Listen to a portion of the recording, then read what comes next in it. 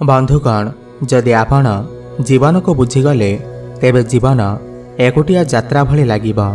जदि जीवन को बुझीपारे नहीं तेबे कोलाहल मध्य भी आपण एकुटिया अनुभव करिवे। नमस्कार बंधुगण, आपण मानंकु मोर ही चैनल को स्वागत। आज ही कार्यक्रम मकर राशि पाई बहुत गुरुत्वपूर्ण अछि। आज आमे जानिबा मकर राशि 2024 अगस्ट मासटी किपरि रहिबा। मकर राशिर मासिक राशिफल उपरे आलोचना करिबा। मकर राशि व्यक्तिविशेषंकर अगस्ट मासटी किपरि रहिबा संपूर्ण भावरे आमे सही विषय रे आलोचना करिबा।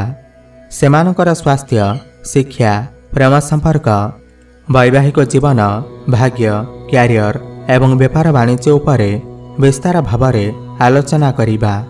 नवग्रहंकर स्थिति मध्य देखिबा। नवग्रह कि प्रकार फल देबारे सक्षम हेबे। शेषरे अशुभत्व प्रदान करुथिबा ग्रहमानक पाई किछि विशेष प्रतिकार मध्य जानिबा। सेथिपाई भिडियोटी को शेष पर्यंत देखंतु। चलंतु आरंभ करिबा एही कार्यक्रम जहाँकि जन्म राशि चंद्र राशि उपर आधारित। अगस्ट मास आरंभ मकर राशि रे नवग्रहंकर स्थिति विषय रे सर्वप्रथमे जानिबा।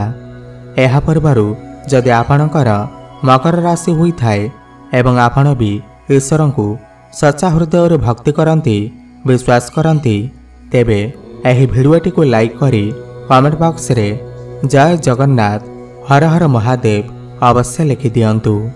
ता सर्वप्रथमे जानिबा एही अगस्ट मासरे मकर राशि रे नवग्रहंकर स्थिति किपरि रहिबा। जेबे अगस्ट मास आरंभ हेबा तो मकर राशि रे नवग्रहंकर स्थिति किछि एही प्रकार रहिबा जेमिति आपण स्क्रीन ने देखुछंती। बंधुगण राशि चक्रर दशम राशि हेउछि मकर राशि एवं आपणकर राशिर अधिपति हेउछंती शनिदेव एवं शनिदेव आपणकर द्वितीय भावरे विराजमान अछंती। आपणकर तृतीय भावरे राहु विराजमान अछंती। आपणकर पंचम भावरे देवगुरु बृहस्पति एवं मंगल विराजमान अछंती। आपणकर सप्तम भावरे सूर्य विराजमान अछंती। आपणकर अष्टम भावरे बुध एवं शुक्र विराजमान अछंती। आपणकर नवम भावरे केतु विराजमान अछंती। ध्यान देई सुनंतु। सबुठ प्रथम जानिबा आपणकर स्वास्थ्य किपरि रहिबा एही अगस्ट मास 2024 रे। बंधुगण प्रथम भाव हुई थाए आपणकर स्वास्थ्यर भाव, इम्यूनिटी सिस्टमर भाव एवं प्रथम भावर अधिपति हेउछंती शनिदेव एवं शनिदेव आपणकर द्वितीय भावरे विराजमान अछंती। बंधुगण एठारे शनिदेव बकरी अवस्थार अछंती 14 नवेम्बर पर्यंत। आपणकर प्रथम भावर फल देउछंती जहा फलरे आपणकर स्वास्थ्य तो भल रहिबा। किंतु सूर्य आपणकर अष्टम भावर अधिपति होई करी सप्तम भावर अछंती एवं आपणकर प्रथम भाव को देखुछंती जहा फलरे आपणकु अष्टम भावर दोष लागुअछि। जहा फलरे समय समय रे मुंडबिंधा भली समस्या देखा देई पारे, आखिरे ज्वलन भली समस्या किछि देखा देई पारे, बाहर खाद्यपेय खाइबा जोगु पेट जनित समस्या किछि देखा देई पारे, किंतु कौनसी बड़ समस्या देखा जिबार नाही। एमिति छोट मोट समस्या देखा देई पारे। मोटामोटी देखा गले यह अगस्ट मासरे आपणकर स्वास्थ्य 70% भल अछि। एबे जानिबा आपणकर शिक्षा क्षेत्र किपरि रहिबा यह अगस्ट मास 2024 रे विद्यार्थी मानक पाई किपरि रहिबा। बंधुगण पंचम भाव हुई थाए आपणकर शिक्षार भाव एवं पंचम भावर अधिपति हेउछंती शुक्र एवं शुक्र आपणकर अष्टम भावरे विराजमान अछंती एवं आपणकर पंचम भावरे देवगुरु बृहस्पति एवं मंगल विराजमान अछंती।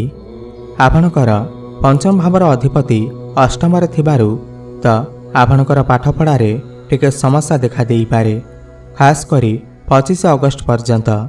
25 अगस्ट परे शुक्र आपणकर नवम भाव को चलन करिवे तो यहा परे आपणकर पाठपढ़ा बहुत भल रहिबा। बंधुगण पंचम भावरे गुरु आपणकर ज्ञान को बढ़ाउछंती, बुद्धि को बढ़ाउछंती, किंतु 25 अगस्ट पूर्व आपणकर मन डाइवर्ट होई पारे, विचलित होई पारे पाठपढ़ार न लगिपारे किंतु 25 अगस्ट पर आपण पाठपढ़ार बहुत अधिक उन्नति करेंगे। पाठपढ़ार जदि आपण किसी बड़ डिसीजन नेबाकु चाहूँगी, कौन स्थान में एडमिशन नेबाकु चाहूँगी, उच्च शिक्षा प्राप्ति करने को चाहूँगी, ताहले 25 अगस्ट पर समय आपण बहुत भल अच्छी। जदि यही मासरे किसी आपणकर एग्जाम अच्छी ताहले 25 अगस्ट पर आपण को शुभफल प्राप्ति हेब। एबे जानिबा आपणकर प्रेम जीवन किपर रहिबा यह अगस्ट मास 2024 रे। बंधुगण, पंचम भाव ही होइथाय आपणकर प्रेम जीवनर भाव, शिक्षार भाव एवं संतानर भाव मध्य होइथाय। एवं पंचम भावर अधिपति शुक्र आपणकर अष्टम भाव में विराजमान अछंती। बंधुगण, एही मासरे एमिति हेब कि आपणकर जे पार्टनर अछंती से तांकर मन मानी चलई पारंती। तांका मन को जहाँ आसी पारे ताहा से करि पारंती, जहाँ आपणकु पसंद आसी न पारे। तांका भितरे टिके जिद्दीपण देखा देई पारे, तरबरा होई कोनोसी डिसीजन नहीं पारंती। शुक्र एठारे कमजोर थिबारु समय समय आपणक भितरे मन मनांतर देखा देई पारे, अली झगड़ा देखा देई पारे। मंगल आपणकर पंचम भाव थिबारु आपण हठात आपणकर पार्टनर को किछि कहि पारंती, रागी किछि कहि पारंती, जहा फल आपणकर प्रेम जीवन में समस्या आसी पारे। एथिप्रति आपण टिके ध्यान देबे। किंतु 25 अगस्ट पर आपणकर प्रेम जीवन बहुत भल रहिबा। आपण दुई जनक मध्यरे भल पाइबा बढ़िबा, तालमेल भल रहिबा, अंडरस्टैंडिंग भल रहिबा। जो मानकर कथबार्ता बंद हो जाइथिला, ब्रेकअप आदि हो जाइथिला, तो सेमानकर कथबार्ता हेबार मध्य संभावना बनुअछि, पैचअप हेबार मध्य संभावना बनुअछि।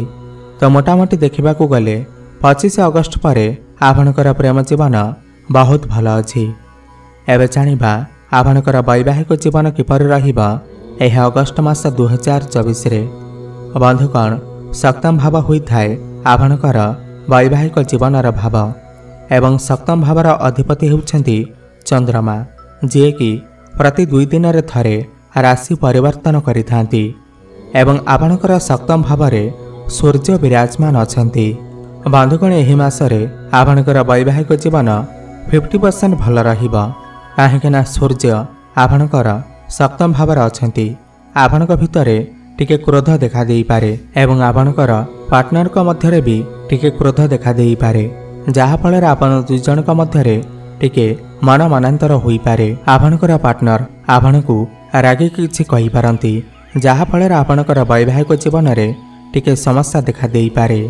किंतु आपणकर लाइफ पार्टनर कर क्यारियर रे ग्रोथ आसीबा, तांकु समाज रे मान सम्मान प्राप्ति हेबा, गुरुजन मानकर आशीर्वाद मध्य प्राप्ति हेबा। आपण दुई जण मिसिकी कोनोसी बड़ डिसीजन नहीं पारंती, प्लानिंग करि पारंती, भ्रमणर जोग मध्य बनुअछि। एबे जानिबा सबुठार गुरुत्वपूर्ण विषय वस्तु, जहाँकि आपणकर भाग्य, क्यारियर एवं व्यापार वाणिज्य किपर रहिबा यह अगस्ट मास 2024 रे। बंधुगण, नवम भाव होइथाय आपणकर भाग्यर भाव एवं दशम भाव होइथाय आपणकर क्यारियर भाव। नवम भावर अधिपति होउछंती बुध देव एवं बुध आपणकर अष्टम भाव में विराजमान अछंती। एवं 22 अगस्ट को बुध बकरी होइके आपणकर सप्तम भाव को चलन करिवे। बंधुगण, 22 अगस्ट पूर्व बुध आपणकर अष्टम भाव अछंती। अष्टम भाव को कुंडली रे भल विचार करा जाई न थाए, तो 22 अगस्ट पूर्व आपण कोनोसी बड़ कार्य करंतु नाही। भाग्य आपणकर कमजोर अछि, किंतु 22 अगस्ट पर बुध जेतेबेले आपणकर सप्तम भाव को चलन करिवे तो आपणकर भाग्य बहुत भल रहिबा। आपण जदि किछि बड़ कार्यर आरंभ करने को चाहूँगी किमा कोनोसी बड़ इन्वेस्टमेंट करने को चाहूँगी, गृह रे शुभ मांगलिक कार्यर आयोजन करने को चाहूँगी, ताहेले 22 अगस्ट पर करंतु, शुभफल प्राप्ति हेबा, भाग्य आपणकर साथ देबा। 22 अगस्ट पर आपण कोनोसी जमी जमा प्रॉपर्टी किंबा जानवाहन किणाबिका करिबा पई मन बळई पारंती। भाग्य बल रे आपण समस्त कार्य रे सफलता प्राप्ति करिवे, कम परिश्रम रे अधिक सफलता प्राप्ति करिवे। क्यारियर कथा हेबा जदि दशम भाव होइथाय आपणकर क्यारियर भाव एवं दशम भावर अधिपति हेउछंती शुक्र एवं शुक्र आपणकर अष्टम भाव में विराजमान अछंती। अष्टम भाव को कुंडली रे भल विचार करा जाई न थाए। शुक्र आपणकर कमजोर अवस्था अछंती किंतु 25 अगस्त को आपणकर भाग्य भाव को चलन करिवे एवं निचस्त हेबे। बंधुगण एही मासरे शुक्र कमजोर अवस्था अछंती। एही मासरे आपणकर क्यारियर रे आपण कोनोसी बड़ डिसिजन नियंतु नाही।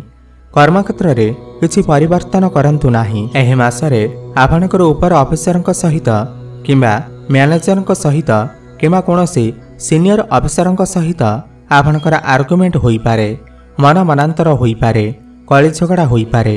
एथिप्रति आपण टिके ध्यान देबे। 25 अगस्त पर्यंत आपण समस्त कार्य को देखि चाहि करंतु। तरबर होई कोनोसी डिसिजन नियंतु नाही, नहले समस्या आसी पारे। किंतु 25 अगस्त पर आपणकर क्यारियर बहुत भल रहिबा।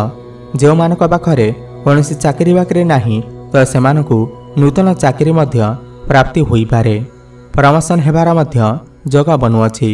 25 अगस्त पर आपणकर मन काम कार्य लागिबा। काम कार्य आपणकु सम्मानित करा जिबा, प्रशंसा मिलिबा। काम कार्य जहाँ भी किसी समस्या थिबा ताहा सबु 25 अगस्त पर दूर हेबा। तो आपण एही मासरे आपणकर क्यारियर पाई उपाय अवश्य करंतु। उपाय आमे भिडियो शेषर जानिबा। व्यापारर कथा हेबा जदि सप्तम भाव होइथाय व्यापार वाणिज्यर भाव एवं सप्तम भाव रे सूर्य विराजमान अछंती। एही मासरे आपणकर व्यापार वाणिज्य 60% भल अछि। खास करी 20-21 अगस्त पर आपणकर व्यापार वाणिज्य बहुत भल रहिबा। आपणकर फाइनेंशियल ग्रोथ हेबा। डेली इनकम रे वृद्धि आसीबा। आपणकर किछि रोजगार बढ़ी पारे। आपण कोनोसी नूतन व्यापार मध्य आरंभ करि पारंती। किंतु मास आरंभरु आपणकर व्यापार वाणिज्य रे टिके अप डाउन देखा देई पारे, समस्या देखा देई पारे।